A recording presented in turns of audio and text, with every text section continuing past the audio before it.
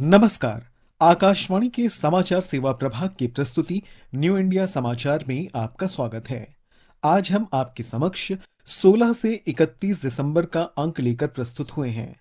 श्रोताओं, वर्ष 2025 की शुरुआत विश्व के सबसे विशाल आध्यात्मिक समागम महाकुंभ के साथ हुई थी, तो समापन की ओर बढ़ता ये वर्ष अयोध्या में श्री राम जन्मभूमि मंदिर निर्माण की पूर्णता के शंखनाद का साक्षी बना है।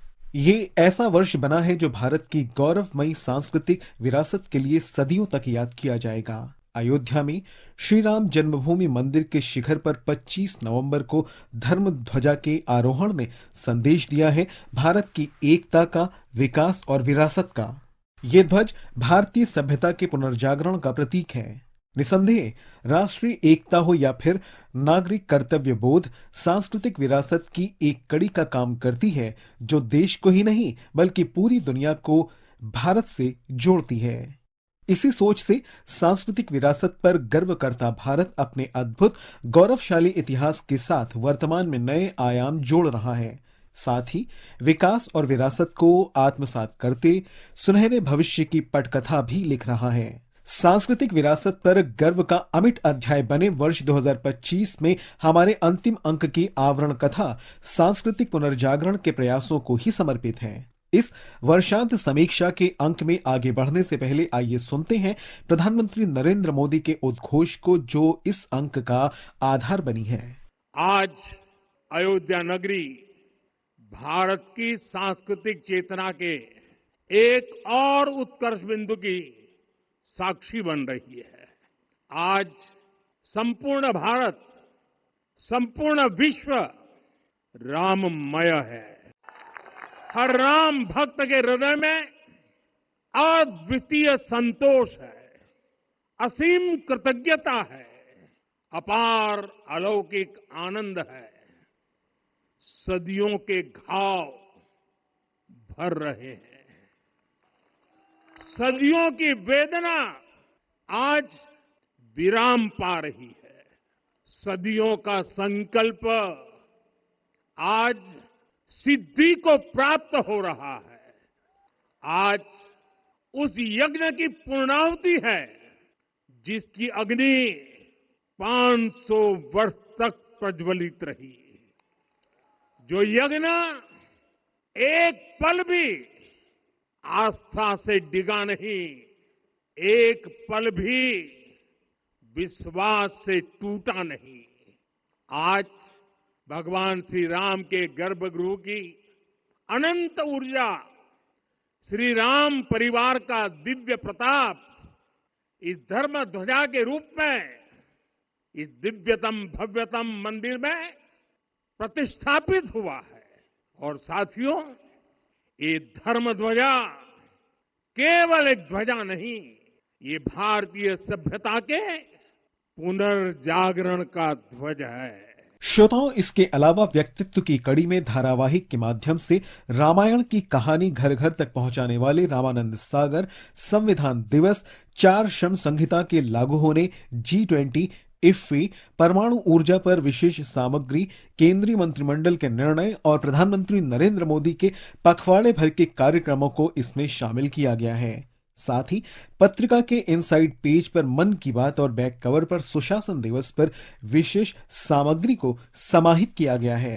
भारत का संविधान देश के वर्तमान और भविष्य का मार्गदर्शक है। बीते 76 वर्षों में देश के सामने जो भी चुनौतियां आई, हमारे संविधान ने हर उस चुनौती का समाधान करने के लिए उचित मार्ग दिखाया। भारत आज परिवर्तन के बहुत बड़े दौर से गुजर रहा है। आत्मनिर्भर और विकसित भारत बनने के मार्ग पर अग्रसर है। ऐसे अहम समय में भारत का संविधान ही हमें रास्ता दिखा रहा है। संविधान दिवस के अवसर पर संविधान सदन के केंद्रीय कक्ष में भव्य राष्ट्रीय समारोह के साथ राष्ट्रव्यापी संविधान दिवस समारोह का आयोजन किया गया। आजादी के लिए जीने मरने वाले लोगों ने कई सपने देखे थे। उन सपनों और हजारों साल की भारत की महान परंपरा को संजोते हुए हमारे संविधान निर्माताओं ने हमें संविधान दिया। भारत को लोकतंत्र की जननी कहा जाता है। लोकतंत्र की जननी के रूप में भारत को और मजबूती प्रदान करने में हमारे संविधान की भूमिका बहुत बड़ी है। आज हम भारत के जिस संविधान पर गौरव का अनुभव करते हैं, उसके निर्माण में बाबा साहेब अम्बेडकर के कुशल नेतृत्व के अमिट छाप दिखती है। उन्होंने सुनिश्चित किया कि समाज के हर तबके का कल्याण हो, सभी के लिए समानता और सभी के प्रति संवेदनशीलता हमारे संविधान की पहचान है। संविधान की इसी महत्ता को देखते हुए गुजरात के मुख्यमंत्री के रूप में नरेंद्र मोदी ने 2010 में संविधान गौरव यात्रा की थी। इसके बाद प्रधानमंत्री बनने पर वर्ष 2015 में 26 नवंबर को संविधान दिवस के रूप में मनाने की घोषणा की। उन्होंने संविधान दिवस की शुरुआत कर लोकतांत्रिक मूल्यों के प्रति देशवासियों को अधिक सजग बनाने का कार्य किया। 11वें संविधान दिवस के मौके पर पूरे देश ने इस अवसर को बड़े उत्साह और उमंग के साथ उत्सव के तौर पर मनाया। भारत की राष्ट्रपति ने संविधान दिवस के मौके पर संसद के दोनों सदनों के सदस्यों को संबोधित किया। संविधान दिवस के अवसर पर प्रधानमंत्री नरेंद्र मोदी ने नागरिकों को एक पत्र लिखा, जिसे आप पत्रिका में पढ़ सकते हैं। भारतीय धर्म संस्कृति की ध्वजा ऊंची करने वाले प्रधानमंत्री नरेंद्र मोदी 25 नवंबर की सुबह श्री राम जन्मभूमि मंदिर का कार्य पूर्ण होने पर धर्म ध्वजा की स्थापना करने रामायण नगरी अयोध्या पहुंचे तो शाम को गीता उपदेश की नगरी कुरुक्षेत्र में थे। यहां भगवान कृष्ण के पवित्र शंख के सम्मान में नवनिर्मित 5 जन्य स्मारक का उद्घाटन किया और महाभारत अनुभव केंद्र का दौरा किया। साथ ही साथ 9वें सिख गुरु श्री गुरु तेग बहादुर जी के 350वें बलिदान दिवस पर उन्हें नमन कर कार्यक्रम को संबोधित किया। कुरुक्षेत्र में पीएम मोदी ने श्री गुरु तेग बहादुर जी के अदम्य साहस, त्याग और हमारी सांस्कृतिक विरासत की प्रदर्शनी भी देखी। उन्होंने कहा कि आज हिंदुस्तान का जो सशक्त स्वरूप है, उसमें श्री गुरु तेग बहादुर साहिब जैसे युग पुरुषों का त्याग और समर्पण भी समाहित है। सिख परंपरा के इतिहास और गुरुओं की शिक्षाओं को राष्ट्रीय पाठ्यक्रम का हिस्सा भी बनाया गया है, ताकि सेवा, साहस और सत्य के ये आदर्श नई पीढ़ी की सोच का आधार बने। 350वें बलिदान दिवस पर आयोजित कार्यक्रम की विस्तृत जानकारी पत्रिका में शामिल है। ऐसे समय में जब दुनिया अवरोधों को लेकर आशंकित है, तब भारत निर्बाध और तीव्र गति से उज्जवल भविष्य की ओर बढ़ रहा है। आज भारत न केवल एक उभरता हुआ बाजार है, बल्कि उभरता हुआ मॉडल भी है। प्रधानमंत्री नरेंद्र मोदी ने नई दिल्ली में छठे रामनाथ गोयनका व्याख्यान में बताया कि आज दुनिया भारत के विकास मॉडल को आशा का मॉडल मान रही है। पूरी दुनिया के लिए बीते 4-5 साल चुनौतियों से भरे रहे हैं। 2020 में कोरोना महामारी का संकट आया।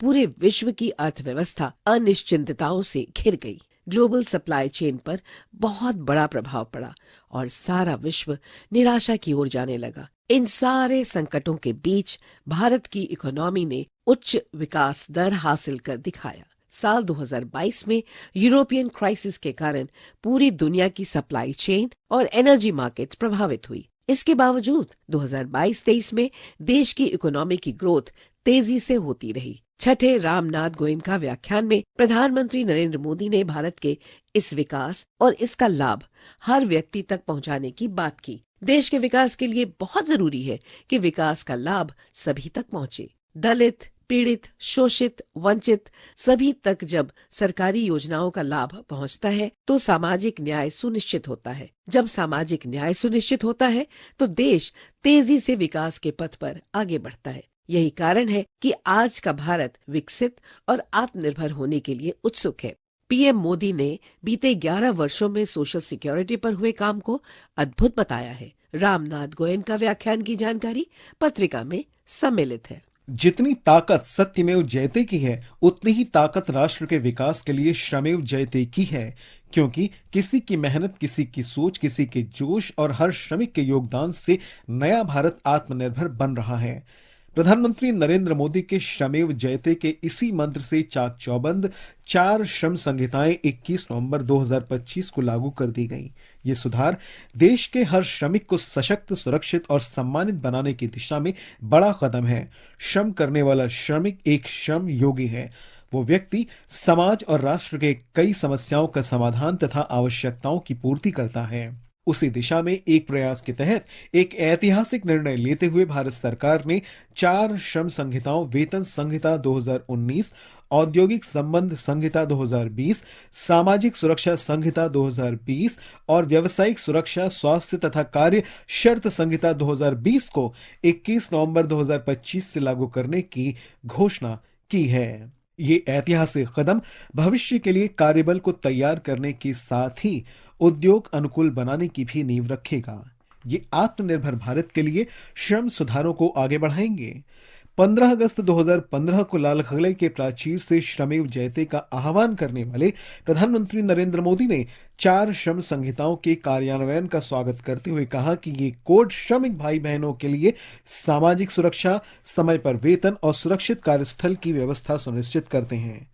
इसके साथ ही ये बेहतर और लाभकारी अवसरों के लिए एक सशक्त नींव भी बनाएंगे। हमारी माताएं और बहनें तथा युवा साथी इनसे विशेष रूप से लाभान्वित होंगे। पीएम मोदी का मानना है कि इन सुधारों के जरिए एक ऐसा मजबूत इकोसिस्टम तैयार होगा जो भविष्य में कामगारों के अधिकारों की रक्षा करेगा, भारत की आर्थिक वृद्धि को नई शक्ति देगा। इससे नौकरियों के नए नए अवसर तो बनेंगे ही, प्रोडक्टिविटी भी बढ़ेगी। इसके साथ ही विकसित भारत की यात्रा को भी तेज गति मिलेगी। देश के कई श्रम कानून आजादी से पहले और आजादी के बाद के शुरुआती दौर यानी 1930 से 1950 के दौर में बनाए गए थे। उस समय अर्थव्यवस्था और काम की दुनिया असल में बहुत अलग थी। बड़ी अर्थव्यवस्था वाले अधिकतर देशों ने हाल के दशकों में अपने श्रम से जुड़े नियमों को बेहतर और मजबूत किया। 4 श्रम कानून को लागू करने से औपनिवेशिक जमाने की संरचना से आगे बढ़ने और आधुनिक वैश्विक ट्रेंड के साथ तालमेल बिठाने की इस लंबे समय से चली आ रही जरूरत को पूरा किया गया है। लागू हुई 4 श्रम संहिताओं की विस्तृत जानकारी भी पत्रिका में शामिल है। भारतवर्ष और हिंदू धर्म संस्कृति के दृष्टिकोण से रामायण बहुत ही महत्वपूर्ण महाकाव्य और पवित्र ग्रंथ है। भारत में जब जब रामायण की बात होती है तो मन मस्तिष्क में रामानंद सागर की छवि उभरती है, जिन्होंने इस कहानी को घर घर तक पहुंचा दिया। 80 के दशक में जो रामायण धारावाहिक उन्होंने रुपहले पर्दे पर उतारा, उसे दर्शक आज भी खूब पसंद करते हैं। इस धारावाहिक के हर कलाकार अपने किरदार की वजह से हमेशा के लिए अमर हो गए।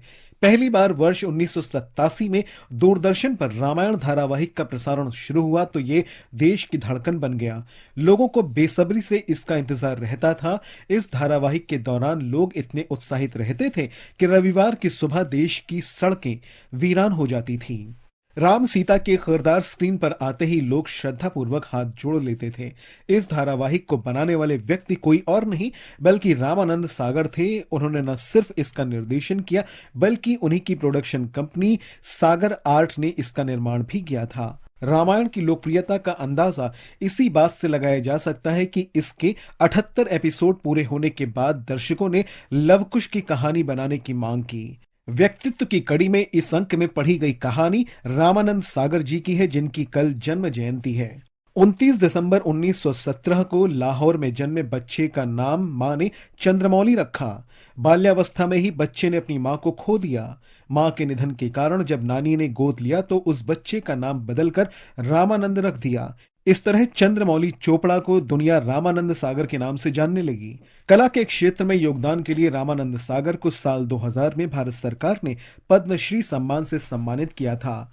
भारतीय संस्कृति और धार्मिक मूल्यों को सहेजने तथा आगे बढ़ाने के प्रतीक रहे रामानंद सागर का 12 दिसंबर 2005 को निधन हो गया था। श्रोताओं, समय की बाध्यता को ध्यान में रखते हुए आज बस इतना ही। इस पाक्षिक पत्रिका की हर प्रति newindiasamachaar.pib.gov.in वेबसाइट पर उपलब्ध है, जहां आप सभी समाचारों को विस्तार से पढ़ सकते हैं और डाउनलोड भी कर सकते हैं। डिजिटल और प्रिंट में ये पत्रिका देश ही नहीं विदेशों में भी अपनी अलग पहचान बना चुकी है। इसका एक्स हैंडल NISPIB इंडिया है और इसके अलावा आप हमें response-nis@pib.gov.in पर ईमेल के जरिए अपना सुझाव भी भेज सकते हैं। श्रोताओं, अब आपकी प्रिय पत्रिका न्यू इंडिया समाचार प्रसार भारती के वेव्स OTT प्लेटफॉर्म पर भी उपलब्ध है। तब तक के लिए हमें दें इजाजत। नमस्कार, धन्यवाद।